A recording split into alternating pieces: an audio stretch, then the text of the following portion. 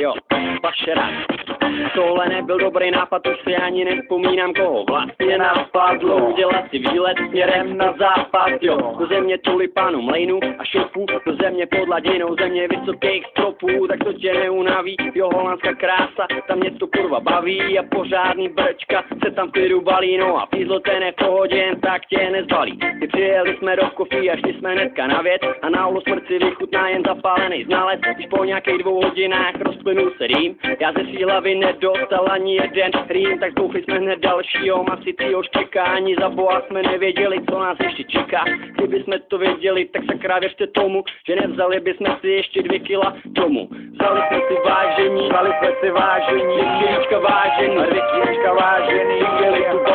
viděli tu balený na doma, ke zulení, jo. Nevypadli jsme z coffee shopu na denní světlo a nevnímali vůbec nic, no všechno ve mně kvetlo a nakopli jsme naší károu na první pokus. Z teréna našeho byl nadupaný Lotus, co odveze nás domů a my půjdeme rádi